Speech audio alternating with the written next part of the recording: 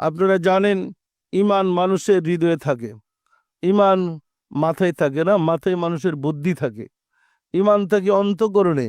যে ঈমান যে অন্তঃকরণে ঈমান আছে, সে অন্তঃকরণ প্রশান্তিতে থাকে, সবসময় শান্তিতে থাকে। সুতরাং যে অন্তঃকরণ সবসময় শান্তিতে থাকে, তার ধর্মের নাম ইসলাম। যে অন্তঃকরণ, যে হৃদয় অশান্তির আগুন জ্বলছে, সেটা কি ইসলাম হইল? সেটাকে ইসলাম বলে না। সুতরাং শান্তির ধর্ম ইসলাম। শান্তি উপলব্ধি করতে হয় হৃদয় দিয়ে। যার হৃদয়ে প্রশান্তি আছে, তার ধর্ম ইসলাম। সুতরাং কালবে যদি আল্লাহর জিকির নিয়মিত বসাইতে পারেন, আর এটা সবসময় জিকিরটা চালু হয়, আপনি শুধু ঘড়িতে হাতে ঘড়ি বাঁধা থাকে, সময়ের প্রয়োজন হলে ঘড়ির দিকে তাকান। সবসময় তো ঘড়ির দিকে তাকানো প্রয়োজন হয় না। সময়ের জন্য তাকান, তখন ঘড়ি আপনাকে সময়টা দেখায় দেয় কয়টা বাজে। ওই রকম আপনার হৃদয় ঘড়িটা যদি নিয়মিত চালু করতে পারেন, যার যে লতিফায় সবক আছে, সময় সময় একটু খেয়াল করে দেখেন আপনার ঘড়িটা ঠিক বাজতেছে কিনা, কত মিটারে চলতেছে, কি অবস্থা তার, এটা কি দেখতে পারবেন না? খেয়াল করলেই তো হইলো।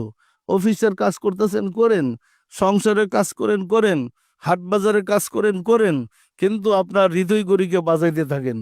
এই হৃদয় গড়ি আপনাকে আল্লাহর কাছে পৌঁছে দিবে। সুতরাং যত বেশি পারেন মোরাকাবা করবেন। আমাদের এই মোরাকাবা করতে গেলে অনেক ক্ষেত্রে দেখা যায় অনেকের অন্তর্চক্ষু খুলে যায়। অন্তর্চক্ষু খুলে গেলে অনেক কিছু দেখতে পাই। নতুন হওয়ার কারণে অনেকে বুঝতে না পারে, মানুষ কাছে বলতে শুরু করে। এটা তো আপনার গোপন প্রেম। আপনি আল্লাহকে কি দেখলেন, রাসূলকে কেমন দেখলেন, এটা আপনি প্রকাশ করতে যায়েন না। আপনি যদি দেখেন আল্লাহ রাসূলকে শুধু মুর্শিদের কাছে বলেন, অন্য মানুষের কাছে বলা ঠিক নয়। বললে অনেক সময় এগুলো বন্ধ হয়ে যায়। আমাদের এখানে এমন লোক আছে যে ইচ্ছা করলে মুহূর্তে মাটির সাথে মিশতে পারে, বাতাসের সাথে মিশতে পারে। আমার ছাত্র অনেক আছে এরকম। কিন্তু তাদেরকে আমি বলে দিয়েছি এটা বলা নিষেধ। তুমি যা আছো তোমারটা নিয়ে তুমি থাকো। বিষয়টা কি বুঝতে পারছেন? আমি চাচ্ছি এরকম বহু ছাত্র সৃষ্টি হোক, যেন তারা অলি কুতুবের ডিউটি করতে পারে।